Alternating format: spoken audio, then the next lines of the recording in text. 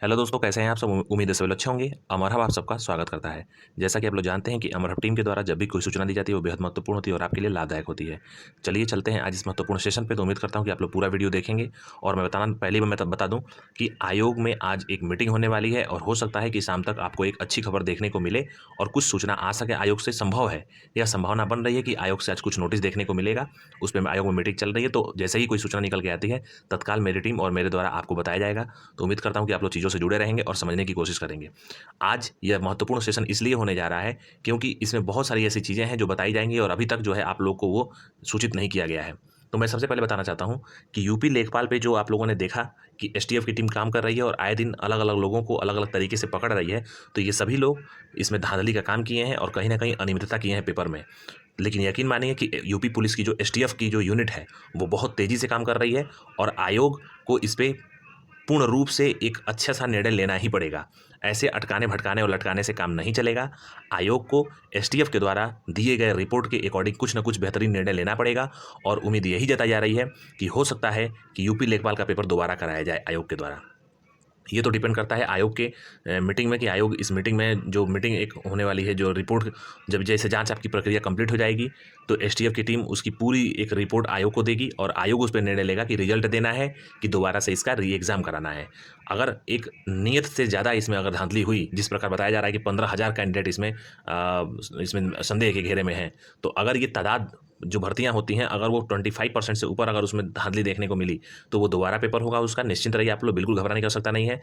उम्मीद करता हूं कि इन धांधलेबाजों को निकाल करके ही रिजल्ट अगर बने तो रिजल्ट में नाम आए, अच्छे बच्चों का नाम है, जो लोग पढ़े लिखे हैं, जो लोग अच्छे से पढ़ के अपनी मेहनत से पेपर दिए हैं, उनका ही सिलेक्शन हो। यहाँ पे किसी ऐसे इंसान का सिलेक्शन नहीं होना चाहिए जो फर्जी तरीके से यहाँ पे अपनी भर्ती प्रक्रिया में शामिल हुए हों। तो उम्मीद करता हूँ कि एसटीएफ काम कर रही है और आयोग भी इस पर काम करेगा। लेखपाल का रिजल्ट अभी नहीं घोषित किया जाएगा आयोग के द्वारा। इसका रिजल्ट तभी आएगा जब पूरा निर्णय आ जाए कि इसमें धांधली हुई थी कि नहीं हुई थी। फिलहाल तो जो देखने में मिल रहा है बहुत ज़्यादा धांधली हुई थी और आए दिन लोग पकड़े जा रहे हैं। कल भी एक इंसान पकड़ा गया है जो कि एसटीएफ के द्वारा पकड़ा गया है, यूपीएससी। तो आप लोग बिल्कुल परेशान मत होइए, चीज़ों को बस एक सतर्क रहिए और चीज़ों को देखते रहिए। अब मैं बताना चाहता हूँ कि यूपी एडेड स्कूल में लिपिक के जो आवेदन था वो शुरू हो गया है और आप लोग आवेदन उसको शुरू कर दीजिए क्योंकि उसका विज्ञापन जारी कर दिया गया है। लगभग सारे स्कूलों का विज्ञापन जारी कर दिया गया है और आप लोग आवेदन करिए। और मैं बताना चाहता हूँ कि हर एक डिस्ट्रिक्ट में आप हर एक पद के लिए आवेदन कर सकते हैं, लेकिन जो आपकी टाइपिंग टेस्ट होगी वो एक ही पद के लिए और एक ही स्कूल के लिए कराई जाएगी और इंटरव्यू होगा वो इंडिविजुअल्स स्कूल जो हैं वो अपने अपने इंटरव्यू कराएंगे।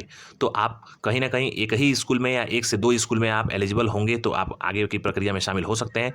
अदरवाइज आप सभी प्रक्रिया में शामिल इसलिए नहीं हो सकते हैं क्योंकि यहाँ पे ज़्यादा सीटें हैं और ज़्यादा सीटें होने के कारण आप सारे सीटों पर तो फॉर्म भरेंगे नहीं।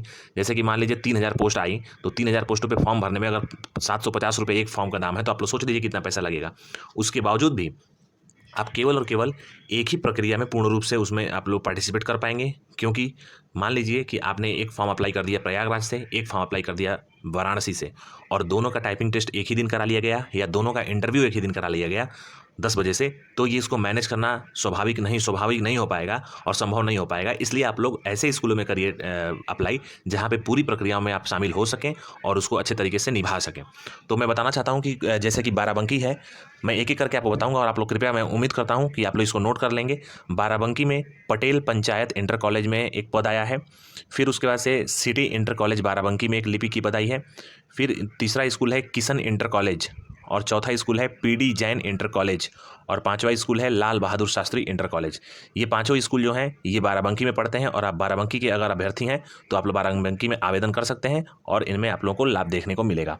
अब मैं प्रयागराज से बता रहा हूँ कि जितने भी लोग प्रयागराज में प्रिपरेशन करते हैं, तैयारी करते हैं अलग भर्तियों की या फिर पीसीएस की तैयारी करते हैं और अगर उनको नौकरी जल्दी से पाना है तो वो लोग प्रयागराज में ही नौकरी पा सकते हैं और नौकरी के साथ साथ अपनी पढ़ाई को भी कर सकते हैं। तो उनके लिए गोल्डन अपॉर्चुनिटी है ये। तो प्रयागराज में जो अभी सीटें देखने को मिल रही हैं ये है मोतीलाल नेहरू इंटर कॉलेज, दूसरा है आदर्श उच्चतर माध्यमिक विद्यालय, तीसरा है गांधी शास्त्री निकेतन इंटर कॉलेज। उसके बाद से आप लोग को वाराणसी में कुछ जो स्कूल हैं वो अपने पद निकाले हैं लिपिक के लिए, जैसे कि श्री कच्चा बाबा इंटर कॉलेज जौलपुर। फिर उसके बाद दूसरा है माता दिन साकल स्मारक इंटर कॉलेज है। फिर है तीसरा मार्कंडे उच्चतर माध्यमिक विद्यालय, चौथा है रुक्मिणी विद्यालय इंटर कॉलेज, पांचवा है नवेदिता शिक्षा निकेतन। और शाहजहांपुर से भी कुछ पद देखने को मिल रहा है, जैसे कि आरवीएमआई इंटर कॉलेज है, लाला हरिराम इंटर कॉलेज है, आदर्श इंटर कॉलेज है। मुरादाबाद में भी दो स्कूलों में अभी तक देखने को मिल रहा है, जैसे कि एबडस सुल्तान मोहम्मद गर्ल्स इंटर कॉलेज और चित्रगुप्त इंटर कॉलेज। गोंडा में देखने को मिल रहा है 3-4 स्कूलों में आ गया है, लेकिन फिलहाल मेरे पास डेटा है जनता इंटर कॉलेज का, और इसके साथ साथ भी गोंडा में 2-3 स्कूलों का भी फिर निकल गया, तो आप लोग वहाँ पे जाकर के उसकी जो लोकल पेपर होता है उसमें देख सकते हैं। फिर चंदौली में आ गया है वाल्मीकि इंटर कॉलेज में और अशोक इंटर कॉलेज में। कुशीनगर में आया है शत्रुघ्नजीत नरेंद्र प्रताप गन्ना कृषक इंटर कॉलेज और जनता इंटर कॉलेज। इन सब स्कूलों में जो है आवेदन शुरू हो गया है, तो उम्मीद करता हूं कि आप लोग इसमें आवेदन जल्दी से जल्दी कर लेंगे, और आप लोग ऐसे जगह पे आवेदन करिए जहां से आप पूरी प्रक्रियाओं में शामिल हो सकें और उसको निभा सकें। क्योंकि एक डिस्ट्रिक्ट में करेंगे और अगर उसके साथ साथ आप दूसरे डिस्ट्रिक्ट में भी कर देते हैं, और अगर एक ही दिन टाइपिंग हुई या फिर एक ही दिन दोनों स्कूलों का इंटरव्यू हुआ, तो आप उसमें शामिल नहीं हो पाएंगे। जैसा कि देखा जाए तो यहाँ पे इंटरव्यू की जो टाइम दिया गया है वो बहुत ही कम टाइम दिया गया है, कि आप लोग उसी सारा समय सारणी दे दिया गया कि इस तारीख से लेकर के इस तारीख तक आपका इंटरव्यू समाप्त कर लिया जाएगा। तो जैसे जितने स्कूल हैं, जैसे मान लीजिए 3000 स्कूल हैं उत्तर प्रदेश में, तो 3000 स्कूलों के अगर अलग अलग इंटरव्यू शुरू हो जाए तो 3000 दिन लगेंगे। तो ये भर्ती सोचिए कितने सालों कितने वर्षों में पूरी होगी। इसलिए कई सारे स्कूल के बल्क में यहाँ पे इंटरव्यू होंगे, यानी कि एक दिन में कम से कम 40 से 50 स्कूलों के इंटरव्यू कंडक्ट करा जाएंगे आयोग के द्वारा। और ये जो प्रबंधक महोदय होंगे वो अपने अपने स्कूल, हो सकता है कि प्रबंधक महोदय अपने अपने स्कूलों पे एक ही दिन में एक ही समय पे सारे इंटरव्यू कंडक्ट करा दें, क्योंकि सबके प्रबंधक अलग अलग हैं, सबके स्कूल अलग अलग हैं। आप एक चीज़ सुनिए, जैसे कि स्कूलों के पद आए हैं, तो जहाँ से जो पद आए हैं वहाँ के सभी प्रबंधक अलग अलग हैं, वो अलग अलग स्कूल है। तो उम्मीद यही जताई जा रही है और यही होगा भी। आप लोग देखिएगा, ये एक ही दिन एक ही समय पे इनका टाइपिंग टेस्ट होगा और एक ही दिन एक ही समय पे इनका इंटरव्यू कंडक्ट कराया जाएगा। तो आप लोग केवल और केवल एक ही जगह पे पार्टिसिपेट कर सकते हो, अगर देखा जाए पूरा ब्यौरा और डेटा पे देखा जाए। आप लोग चीज़ों को सोच समझ करके फॉर्म भरिएगा, क्योंकि ये फॉर्म जो है वो अनरिजर्व के लिए 750 रुपये का है और ओबीसी के लिए 750 रुपये का है। फिर आपका SC ST और AWS के लिए फॉर्म जो है 500 रुपये का है। तो आप लोग वहीं अप्लाई करिएगा जहाँ पे आप लोगों को होने की उम्मीद है और पूरी प्रक्रियाओं में शामिल हो सकें, क्योंकि इंटरव्यू जो है वो मोस्ट प्रोबेबली एक ही दिन एक ही समय पे सारे स्कूलों में कंडक्ट कराया जाएगा। तो आप लोग कहीं ना कहीं एक ही जगह पे अपीयर हो पाएंगे। तो इसलिए मैं उम्मीद करता हूं कि आप लोग फॉर्म जो भरेंगे वो एक जगह पे भरेंगे और अच्छे तरीके से भरेंगे कि पूरी प्रक्रिया में आप शामिल हो सकें। और इसी के साथ मैं बताना चाहता हूं कि जल्दी से जल्दी आप इसमें अप्लाई कर दीजिए, क्योंकि 27 तारीख तक ये फॉर्म पहुंचने के अंतिम दिवस है और अभी तक बहुत सारे ऐसे स्कूल हैं जो अभी अब तक एप्लीकेशन फॉर्म नहीं निकाले हैं। तो पता नहीं क्यों नहीं निकाले हैं, ये तो उनको वही समझते हैं। वैसे 6 अक्टूबर तक उनको फॉर्म निकाल देना चाहिए था, विज्ञापन निकाल देना चाहिए था पेपर में, लोकल पेपर में। वैसे ये तो देखने वाली बात हुई, लेकिन एक चीज़ समझिए आप लोग कि जैसे कि आप लोग देख रहे हैं कि 15,000 संदेह के घेरे में है लेखपाल भर्ती को लेकर के। तो इसमें तो इंटरव्यू है, तो आप लोग सोच सकते हैं कि किस प्रकार से इंटरव्यू होगा और कैसे कंडक्ट कराया जाएगा प्रबंधक महोदय के द्वारा, और जो इसमें समकक्ष अधिकारी शामिल होंगे। तो आप लोग इस चीज़ को थोड़ा सा सोचिएगा, समझिएगा, उसके बाद से अप्लाई करिएगा। बाकी तो सब आपके ऊपर है और आप पे डिपेंड करता है। अब मैं चलता हूँ तमाम भर्तियों पे, आयोग के UPSSSC से जुड़े सभी भर्तियों पे, जो कि महत्वपूर्ण है आपको बताना। और मैं ये भी फिर से बता दूं कि बहुत जल्द आयोग के द्वारा कुछ मीटिंग कंडक्ट होने वाली है और उसमें कोई निर्णय आने वाला है। तो जो भी निर्णय आता है, जो भी सूचनाएं आती हैं, संभवतः आज शाम तक वो सूचनाएं मिल जाएंगी, तो मैं आपको बता दूंगा। और अगर कोई सूचना नहीं भी मिलती है तो वो भी मैं बता दूंगा। तो आप लोग एकदम कनेक्ट रहिए। उम्मीद करते हैं कि कुछ अच्छा ही आप लोगों को देखने को मिले। जितने भी एग्रीकल्चर टेक्निकल असिस्टेंट के अभ्यर्थी हैं, आयोग से बात हुई है। आयोग बोल रहा है कि 900 कुछ अभ्यर्थियों का जो डेटा था, जिस पे केस चल रहा था, वो डेटा अभी तक नहीं आया, और निदेशालय से सूचना मिली है कि वो लोग डेटा को भेज चुके हैं। तो अब इसमें दोनों में से कौन संदेहास्पद है और क्या चीज़ें हैं, ये हम नहीं समझ पा रहे हैं, ना हमारी टीम समझ पा रही है। तो कृपया अगर आप लोगों को कुछ समझ में आए तो आप लोग यहाँ पे कमेंट बॉक्स में कमेंट करिएगा। वैसे आप लोग सक्षम अधिकारियों से और आयोग के अधिकारियों से और निदेशालय के अधिकारियों से बात करने की कोशिश करिए कि ये चीज़ें सॉर्ट आउट करके और आपका विज्ञापन जल्दी जारी किया जाए। लेकिन आयोग अभी भी यही कह रहा है कि ये विज्ञापन UPSSSC के द्वारा PET 2021 के अंतर्गत ही निकाला जाएगा। अब मैं बात बताऊँ आप लोगों को, लोअर जितने भी यहाँ पे लोअर PCS के अभ्यर्थी यहाँ पे उपस्थित हैं, तो लोअर PCS 2019 का जो रिजल्ट है, आपका काम शुरू हो गया है और 1 से 2 दिन में आपका काम खत्म हो जाएगा आपके रिजल्ट पे। बहुत जल्द आपको रिजल्ट देखने को मिलेगा। इसी महीने में आपका रिजल्ट निश्चित तौर पे 100% जैसा कि हमारे द्वारा बताया गया था, और आज भी मैं बता रहा हूँ कि लोअर 2019 का रिजल्ट बहुत जल्द जारी कर दिया जाएगा। तो इसके लिए आप लोग निश्चिंत रहिए। लोअर 2019 रिजल्ट के बाद से आपका असिस्टेंट स्टैटिस्टिकल ऑफिसर का रिजल्ट जारी होगा, और असिस्टेंट स्टैटिस्टिकल ऑफिसर का जो रिजल्ट है वो अगले महीने के फर्स्ट वीक में आ पाएगा, नवंबर के फर्स्ट वीक में। और नवंबर के अंतिम सप्ताह में बोरिंग टेक्नीशियन का रिजल्ट जारी होगा, और असिस्टेंट स्टैटिस्टिकल ऑफिसर और बोरिंग टेक्नीशियन, इन दोनों के बीच में आपका जूनियर इंजीनियर 2016 का रिजल्ट आएगा। निश्चित तौर पे जूनियर इंजीनियर 2016 का जो रिजल्ट है वो ASO और बोरिंग टेक्नीशियन के बीच में आएगा। इसके लिए आप लोग बिल्कुल तैयार रहिए। सहायक लेखाकार का और इसी के साथ साथ जूनियर असिस्टेंट का जो विज्ञापन है वो विज्ञापन जारी होने वाला है। तो एजीटीए हो गया, सहायक लेखाकार हो गया और जूनियर असिस्टेंट हो गया, इनका विज्ञापन आने वाला है। जूनियर असिस्टेंट का जो विज्ञापन पहले ही मैं बताया था, अभी बता रहा हूँ कि 4500 पद इसमें आ रहे हैं, तो इसके लिए आप लोग तैयार रहिए। और देखिए, जो चीज़ें यूट्यूब पे अफवाहें फैलाई जा रही हैं, मैं आपको 4500 पद आज इससे नहीं कह रहा हूँ। आप लोग मेरा पुराना वीडियो देखिएगा, महीने भर से ऊपर हो गया, मैंने बताया था कि जो सीट आएगी जूनियर असिस्टेंट की वो 4500 प्लस आएगी। तो उसके लिए आप लोग तैयारी करिए और जम के तैयारी करिए। इसमें एकेडमिक नंबर भी जुड़ेंगे और आपके रिटन एग्जाम के भी जुड़ेंगे। हाँ, ये उम्मीद जरूर जताई जा रही है कि जो पीईटी के मार्क्स होंगे, जितना कट ऑफ गया था इसके लिए लेखपाल के लिए, उससे कम ही कटा, मतलब कि उसके बराबर या थोड़ा सा उससे ज़्यादा कट ऑफ पे जो है इसके लिए क्वालिफाई कर दिया जाएगा बच्चों को, जो कि मुख्य परीक्षा के लिए होगा जूनियर असिस्टेंट 2022 के लिए। अब मैं बताना चाहता हूँ कि जूनियर इंजीनियर 2018 के अभी कोई रिजल्ट पे कोई बात नहीं हुई है और ना ही कोई सूचना मिली है। जैसे ही कोई सूचना मिलेगी मैं तत्काल आपको बता दूंगा।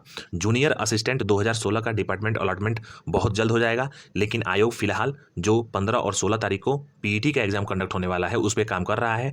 तो उसके लिए आयोग सारे कामों को पेंडिंग में रख करके थोड़े थोड़े केवल जो आयोग के मेंबर हैं या फिर जो आयोग के जो कर्मचारी हैं उनको और काम में, जैसे कि लोअर पीसीएस 2019 के रिजल्ट पे काम कर रहे हैं कुछ लोग, तो केवल मुख्य चीज़ों पे काम हो रहा है और सारी चीज़ों को अभी रोक दिया गया है।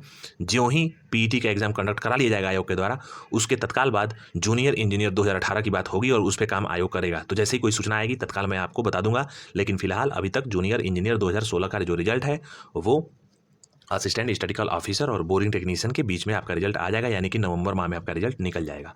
मुख्य सेविका की शॉर्ट लिस्टिंग पे काम सॉफ्टवेयर के माध्यम से करना है, तो इसमें ज़्यादा टाइम नहीं लगेगा, एक दिन का समय लगेगा और अभी इस पे काम नहीं हो रहा है।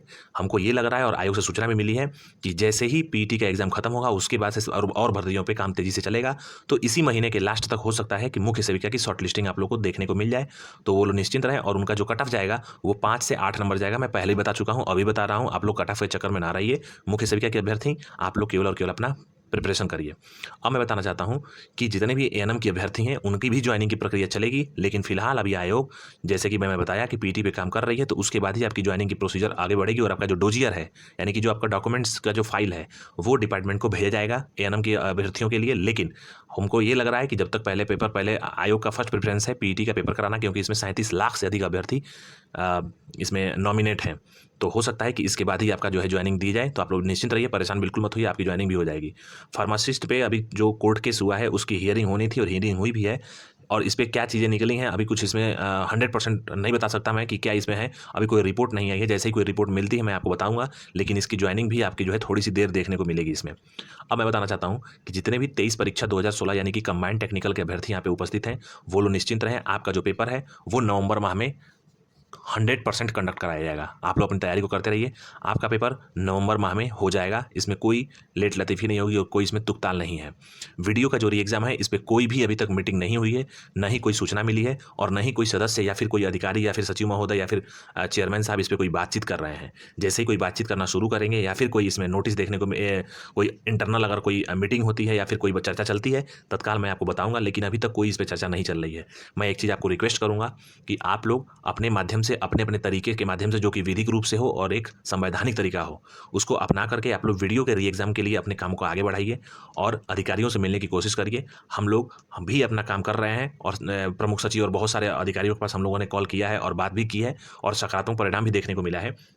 लेकिन कहीं ना कहीं ये चीज़ें लेट लतीफ़ी हो रही हैं, इसलिए हम लोग भी परेशान हैं और आप लोग भी परेशान हैं। तो उम्मीद करता हूं कि जल्दी से जल्दी चीज़ें सुधरेंगी और आप लोगों के पक्ष में आएंगी, जिससे कि आप लोग अच्छे से काम कर पाएंगे। इसमें सबसे ज़्यादा परेशान जो बच्चे हैं वो हैं एजीटीए यानी एग्रीकल्चर टेक्निकल असिस्टेंट के अभ्यर्थी और वीडियो री एग्जाम के अभ्यर्थी। तो मैं आप दोनों से बताना चाहता हूँ कि आप लोग बिल्कुल परेशान मत होइए, आपकी भर्तियों पर भी काम होगा, लेकिन अभी तक वीडियो का री एग्जाम पर कोई भी सूचना देखने को नहीं मिली है। और एजीटीए का जो विज्ञापन है वो ये फिक्स हुआ है कि पीईटी 2021 से निकाला जाएगा, लेकिन अभी तक उनके डेट और मंथ नहीं डिसाइड हुआ कि किस डेट को और किस मंथ को निकाला जाएगा। बशर्ते एजीटीए, सहायक लेखाकार और मुख्य जूनियर असिस्टेंट, इन तीनों का जो विज्ञापन है वो पीटी 2021 के अंतर्गत ही निकाला जाएगा।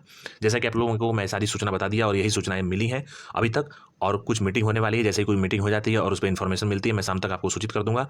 तो होप करता हूं कि आप लोग जुड़े रहेंगे, चीज़ों को समझने की कोशिश करेंगे और अधिक से अधिक अभ्यर्थियों को मैं अनुरोध करता हूं कि आप लोग यूपी एडेड स्कूल में लिपि के लिए आवेदन करिए, लेकिन आप लोग आवेदन एक ही जगह पे करिए जहां पे आप पूरे प्रोसीजर में कंप्लीट हो सकते हैं।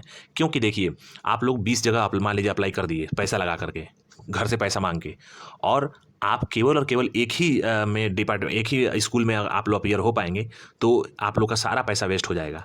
तो इसलिए आप लोग वहीं अप्लाई करिए जहाँ पे उम्मीद हो कि आपका हो सकता है और आप पूरी प्रक्रिया में बेहतरीन तरीके से शामिल हो सकते हैं। इसी अच्छी बात के साथ मैं वीडियो को वाइंड अप करना चाहता हूँ। उम्मीद करता हूँ कि आप लोगों को वीडियो अच्छा लगा होगा और चीज़ों से जुड़े रहिए। जैसे ही आयोग से कोई सूचना मिलती है शाम तक, मैं तत्काल आपको बताऊंगा। जय हिंद दोस्तों।